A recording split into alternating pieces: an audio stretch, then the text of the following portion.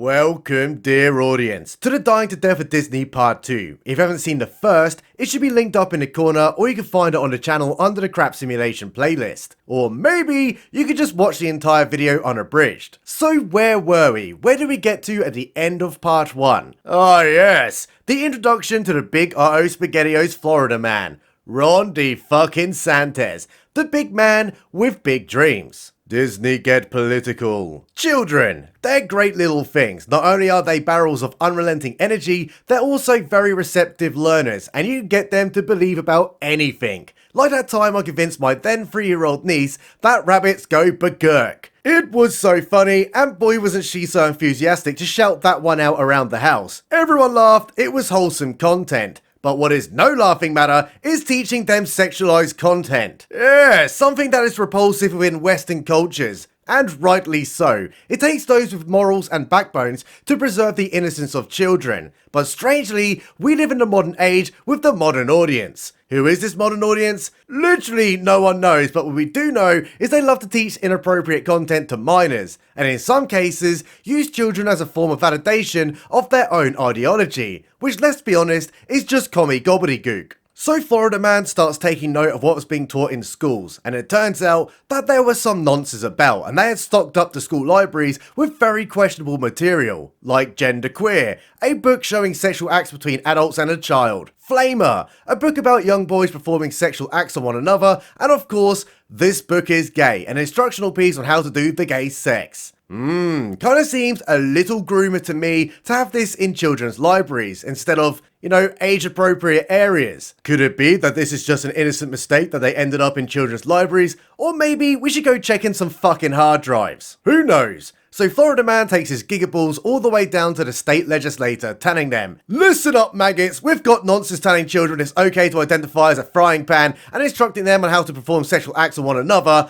and also adults." Now sadly, we're not allowed to send nonsense through wood chippers, so as state governor, I am putting forward a bill to protect children from learning this utter shite at an inappropriate age, and empower parents to see what is being taught in schools. Something that only a few years ago, both the left and the right would agree upon. Children should remain innocent to the world long enough to enjoy that childhood. But alas, we do live in interesting times, and somehow safeguarding children is now a political issue. Now usually you'll expect companies just to stay out of it. It is not their fight. They just want consumers to consume and get all those sweet dollar bills. But strangely, Disney forgot to pin that memo to a notice board, as the entertainment company that built its reputation on wholesome family content for decades was now undergoing the noncification. "We must oppose this child safeguarding bill in all of its forms," cackles the ESG monster. "If you, Bob Chapek, do not publicly oppose this bill by a democratically elected Florida man, then we will deduct 10 points from your ESG score." Now,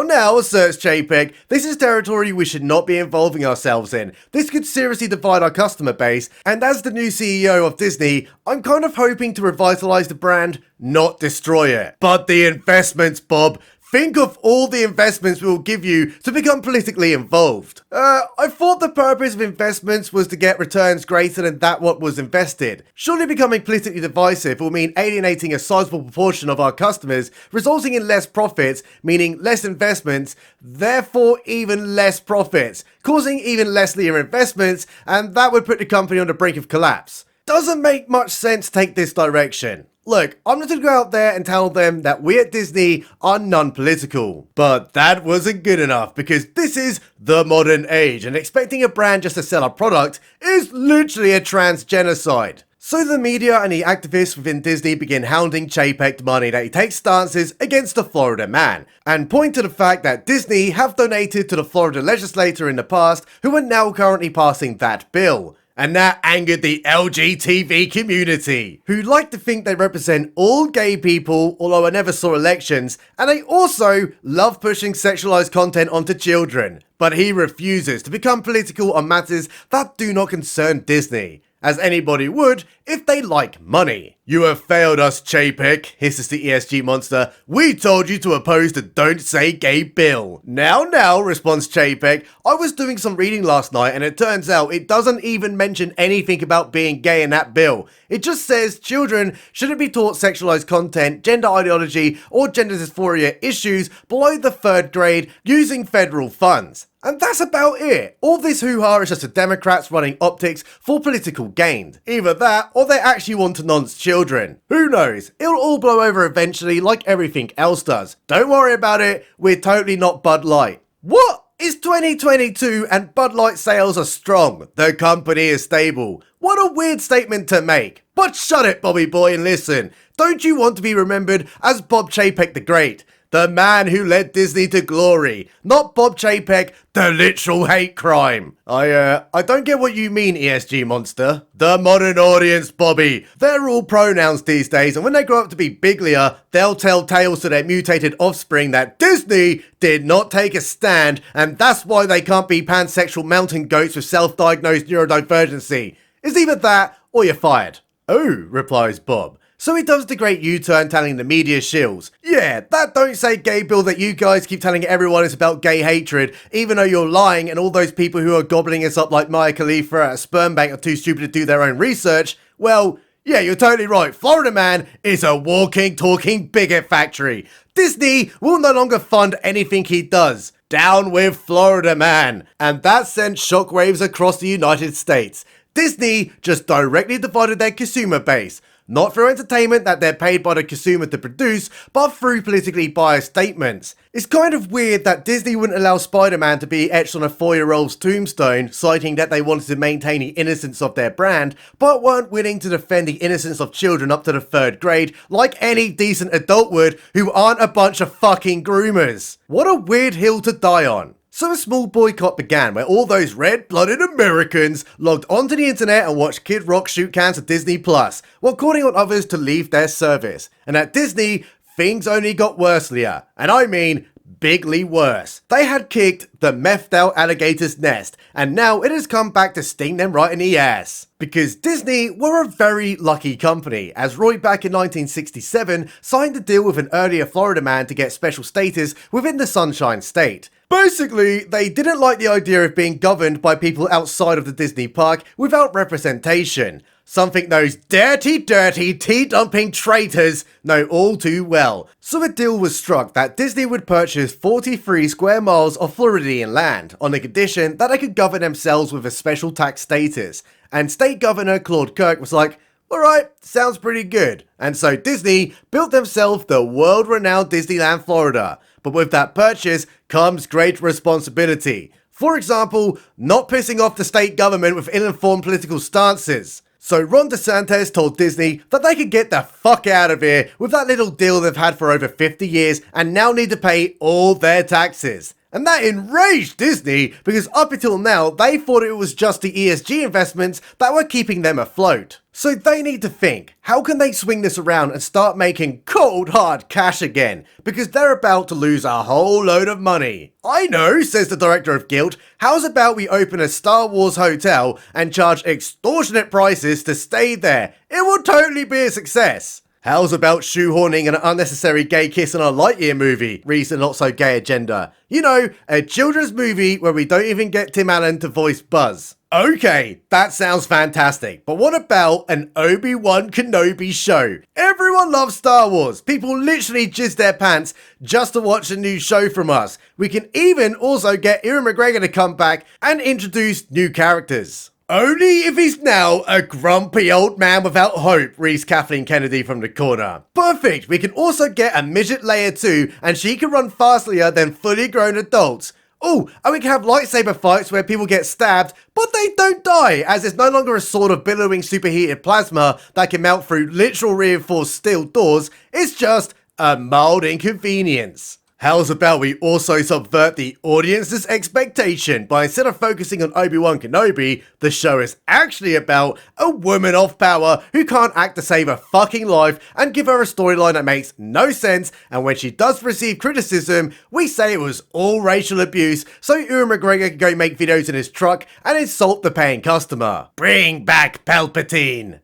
Surprisingly, we kind of are. Good, good. So Disney get releasing Obi-Wan Kenobi, but little did those poor Disney hacks realize the modern audience that they were so desperate to please were in fact too busy protesting the latest thing, meaning the only people who actually watched the show were pre-existing fans and paid soy shills. Now, the latter absolutely love Disney content regardless of quality. They can't deep throat enough of that soggy discharge. But pre-existing fans were now starting to realise that they were being taken for a little bit of a ride here. Why call the show Obi-Wan Kenobi, then do a bait and switch where the show was actually about Reva, who by all rights should be dead? And that caused the mass rebellion. It fucking sucked. Drat, shouts the ESG monster. I thought that would win us all the money. This modern audience better show up sooner or later, or we'll have to downsize our investments. Maybe we should just go back to basics. Make another family-friendly animation movie. A film about traveling worlds.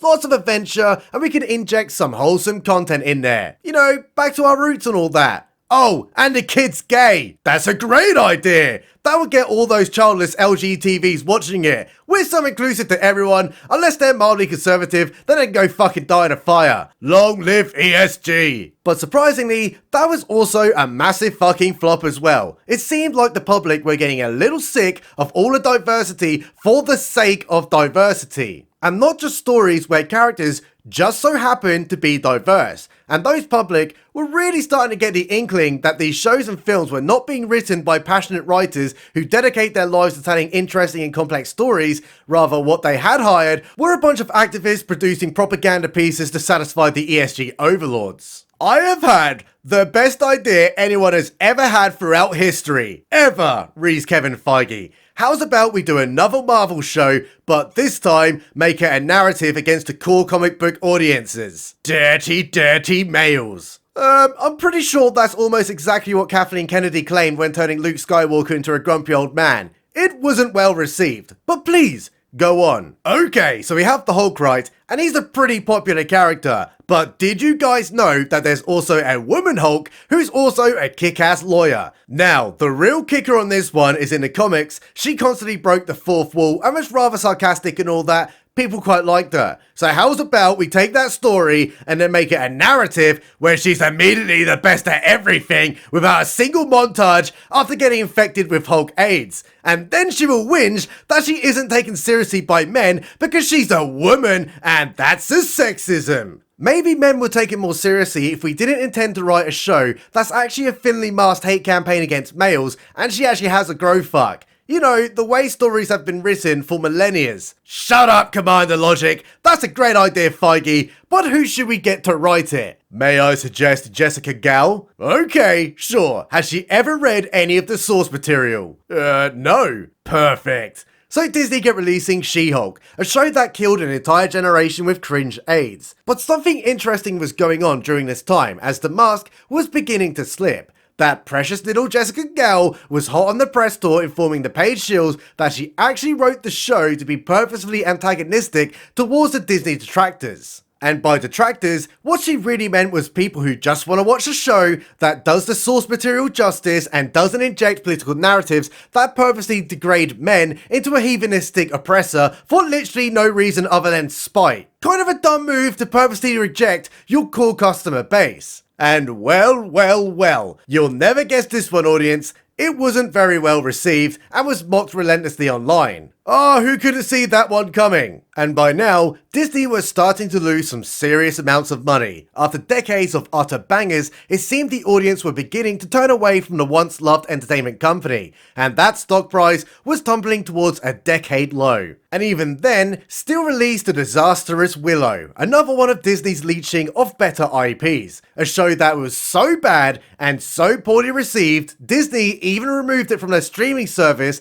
because it was more expensive to host than it was to straight up write off. What a fucking disaster. And there was only one person to blame for all of this hoo-ha. Bob fucking Chapek. It was all his fault for failing to get involved in politics earlier, and the resulting division of the consumer base was all through his direction. No one else's, not even the ESG monsters. You have failed us, Bob Chapek. We chose you to lead, but your actions have cost us dearly. But But you lot told me to take that political stance. I didn't want to get involved. I even have it on record that I said that. I wanted to do a good job here. You lot kept dangling ESG investments as a sword to wield against the audience. This is all on you, ESG monster. Silence! The Disney of old has died to death. Disney must now insert themselves into political issues if they wish to receive any more money from us. Didn't I tell you guys earlier that if we're losing shit tons of profits, you'll inevitably lower your investments because the company isn't profitable enough to be worth a high investment anymore?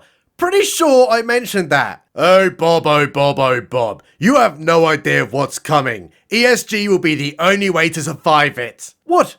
What's coming? Is it cake? Can I have some? No, Bobby, it is not cake, but we suggest you begin construction of a survival bunker. We're all doing it for absolutely no reason.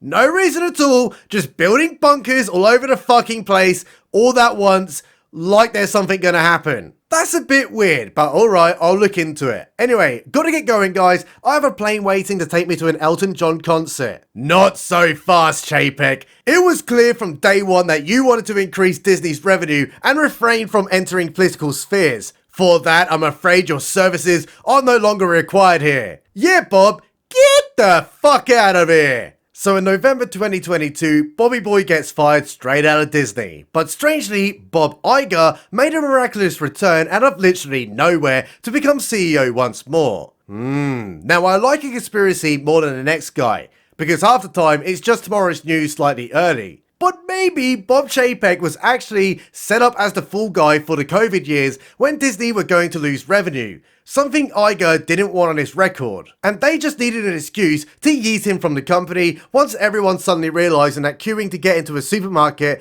and then eating with a mask on and getting 5 boosters but you'll still definitely catch COVID and suffer from it was utterly retarded. But then again, being paid $20 million to be the fall guy after only 2.5 years as the CEO kinda smells like a fucking sweet deal to me. So it was back to form, the revitalized Bob Iger, the man who bought Lucasfilm and Marvel Studios, the man who sailed Disney all the way to some of the highest grossing films of all time, and he's back to surely continue that work right. You know, make loads and loads of money. Wrong. The destruction had only just begun. The 2023 disaster. Disney, like all major studios, flipped from banger to flops like clockwork. But over the course of a year, generally they make enough money to cancel out the bad. But come 2023, they went flop, and floppy they went hard. Now, Disney were hot off the smash hits like Thor Love and Thunder, a film so cringe, even Chris Hemsworth knew it was a bucket of AIDS. Yes, we had too much fun on set, he says. It all became a little too silly. Well, I wish the audience could have joined in that silliness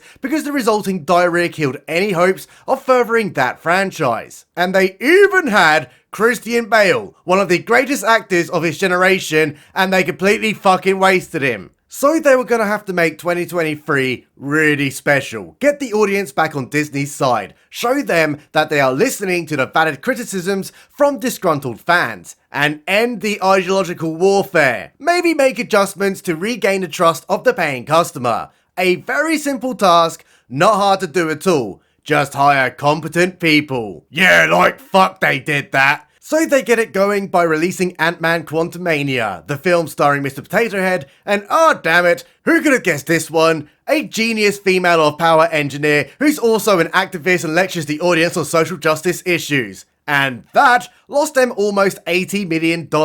Then, they remake The Little Mermaid, the one where they took a clearly defined character and completely fucked with it instead of just coming up with something new. Then proceeded to label anyone who took issue with the blatant pandering as dirty, dirty racists. And that lost them $116 million. What about Indiana Jones though?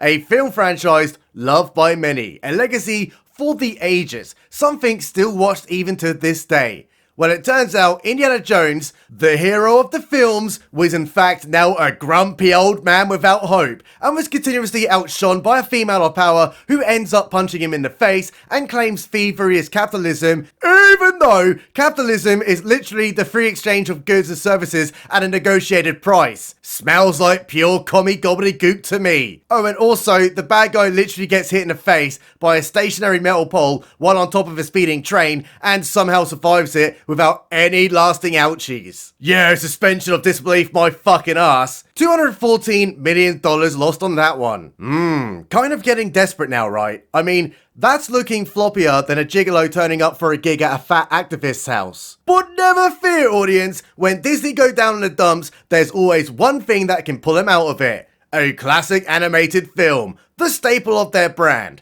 So they get releasing Wish, a film about a female of power who discovers the king doesn't grant everybody's wishes, because come on now, that would be insane and lead to severe social issues, but according to Disney, that makes him the bad guy, so the female of power defeats him because of bigotry or something, and then literally no one cared, but Disney did because that lost them $235 million. Okay, so if that didn't work, surely the Marvels would turn their fortunes, right? Because all those women love cats, and they cannot get enough of poorly defined antagonists of power who can't act to save their fucking life. Oh, and then a bunch of screeching women too. $259 million lost on that one, and it was all the audience's fault for being dirty homo racistophobes. 2023 was a year of utter disaster. The only box office release that was in any way successful was Guardians of the Galaxy, a film series that is just fun to watch because, well, Chris Pratt owns his roles, and he just seems like a genuine nice guy. But that small victory would not save them from losing almost $1.4 billion. And on their streaming service, it wasn't going well either. They had done goofed up big time. So they get releasing The Mandalorian Season 3, starring Jack Black and Lizzo. Then Secret Invasion, a show where the legacy male character is now, surprise surprise, a grumpy old man without hope. Then Ahsoka, a show so poorly written, it actually got me monetized on YouTube. And finally, Loki Season 2, the show everyone forgot to watch. So Disney start paying the shills to run propaganda pieces on prospective customers. These shows were the greatest television we have ever released. Everyone is watching it big time, and if you don't, you're a loser. But it was all too late. The people were starting to bail after years of utter shite that was being driven by unhinged hatred towards males for literally no reason. And the investors within Disney knew the game was up. The success of Disney Plus was about as real as the modern female athlete, and their shows were about as popular as James Corden. Poor shareholders. All that money they fronted for the modern audience, and it never got the returns they expected. So began the lawsuits, claiming that the two Bobs lied their asses off and things aren't going as well as they claim they are. The graphite is indeed on the roof. And all this SpaghettiOs was made worse by the fact their little star of the upcoming Snow White live-action remake that Disney need to make money on was telling everyone on the planet how much she thought the original legendary story that put Disney on the map was nothing more than a sick bucket of dirty misogyny and hate crimes. And all those dwarf actors are disgusting and must be fully grown diverse rainbow inclusion officers because that's what the modern audience was asking for. But let's just pause right there. Rachel Zegler does come across as an insufferable asswipe to typical high-pitched reel of a narcissist. But was it all her fault? Were those opinions that of the employee and not the employer? Well, probably not, as actors are told by studios what to focus on during interviews, what to say, and how they should advertise the movie. Pretty normal thing to do, actors have been doing it for years. Unless you're Robert Pattinson. He fucking hated Twilight and his interviews were hilarious. And so her verbal diarrhea continued, and the resulting backlash from the on-set photos that Disney denied was real, but it turned out it was, so they had to backtrack publicly, and that had caused Disney to put the brakes on that project and delay their precious little money grab. It was so humiliating, and now they have CGI dwarves so they don't have to pay real ones. All because Peter Dinklage pulled up that ladder by whinging of typecasting. Disney learns nothing. So it comes to early 2024, a time where everyone saw what happened to Bud Light the previous year and had time to reflect. Maybe, just maybe, we're going a little too hard with political messaging against consumers who pay our wages. We should consider just selling products and maybe let people decide their political views and morals without our interference, because after all, we are just a brand. And then everyone on earth agreed. Let's all be friends again, let's all hold hands, and across the horizon rose the sun. Yeah, like fuck, that's what happened. Every company was gearing up to go even harder at the social engineering of a modern audience that doesn't yet exist. And Disney were no exception. Now, Disney were just off the back of two rather interesting incidents. One being the complete humiliation by South Park, who finally got the casual viewer to realize just how fucking lame Disney are these days, and the other from an African American that they could not minimalize on their promotional posters, Elon Musk, who, unrelated to Disney, had a little bit of an incident on the interwebs where certain groups were trying to rally the ESG simps to boycott advertisements on X, formerly known as Twitter,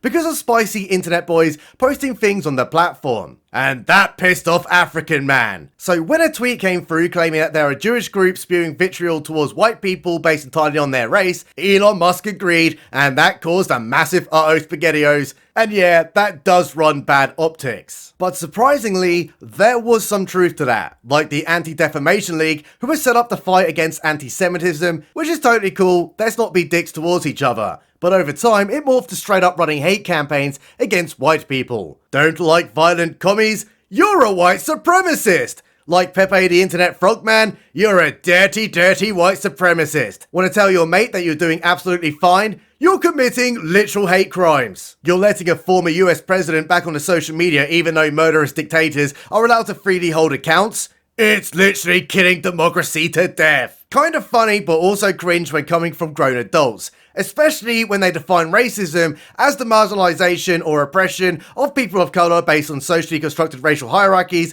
that privileges white people. Yes, white people again. Always fucking white people. It's utterly terrible to be born with less melanin than other people. But not to worry, as that was in fact their old definition, as they had to suddenly change that after Whoopi Goldberg said the Holocaust wasn't about race, it was just about two groups of white people fighting each other. And since she had melanin in her skin, they changed it to racism occurs when individuals or institutions show more favorable evaluation or treatment of an individual or group based on race or ethnicity. Okay, so how does that relate to Disney? Well, the ADL were accusing the Musk man of allowing buckets of anti-Semitism on his platform because things were getting a bit spicy in the Middle East. Yeah, and also on the streets of London too, but if you called that one out, then somehow you're a far-right extremist and you'll get arrested by the Stasi. So you're pretty much fucked either way. It's better just not to say anything at all. Oh, you're fucked doing that too. Anyway, that resulted in the ADL leading advertiser boycotts against Twitter, even though the ADL were more than happy to advertise when child exploitation content was actively ignored by the former Twitter owners. So come the end of November at the Book Deal Summit, after Disney was one of those companies to boycott X and help lead the charge to defund the African American, Elon Musk told them all to go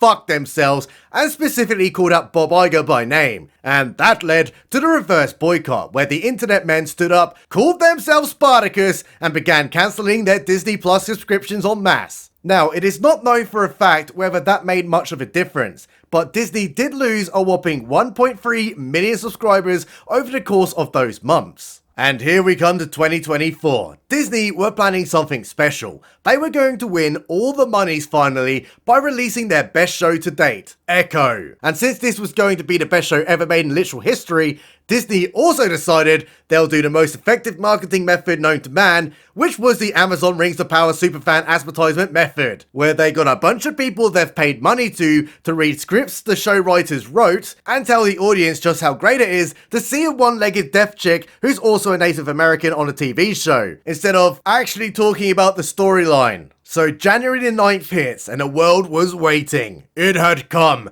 the Disney Marvel Echo show. It would be so good, so well written, it would set a new course in television history. And then it was released to global celebrations. Oh, how the people came together. The wars that raged across the Middle East ceased and Russia shook the hands of Ukraine. Finally, peace on Earth. All because Disney made a show about a deaf chick with one leg. When it was either that or the show was so disastrous, millions of people died of cringe. And even I, Let's Review Crap Writing, tried doing my own review of episode 1, but was so confused by what the fuck was going on, I had to go investigate on what the story was, and it turned out the whole thing was just a flashback of what happened in Hawkeye, which was a show I never watched. So my review would have been dead on arrival, it would have been completely useless because I had no idea what was happening. But Disney weren't about to let a flop go to waste and began telling the media, "Oh yeah, this show is well popular, mates. Everyone loves it. You should all sign up to Disney Plus, and we're totally not lying or getting sued by shareholders for fluffing numbers. And talking of lawsuits, remember how Disney fired Gina Carano for having wrongthink,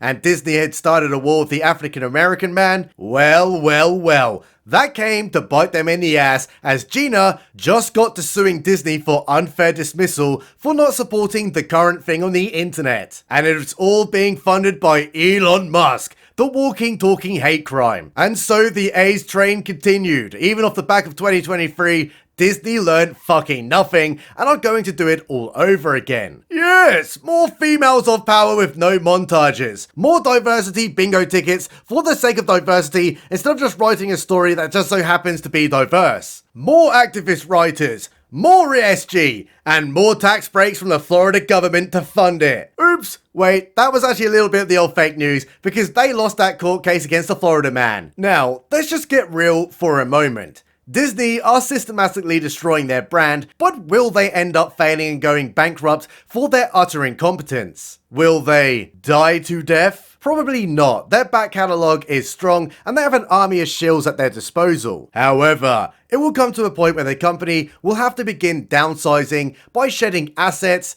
and staff to balance the books while battling lawsuits for lying to their shareholders who are currently building towards a mass revolt against the Weatherman. Hell, even that African American may one day buy into the company and there will never be a minimalized black person again. Who knows? But what Disney can do for now is go fuck themselves, the intersectional racist hacks. Big shout out to my Patreon boys and guys, Stephen P, Taylor J, Bill Blake, Andy Ward, ConspiracyQuery.net, the wonderful Mr. Wolf, Hetzer J, and of course, the Mighty Pen. Subscribe button. Is always right.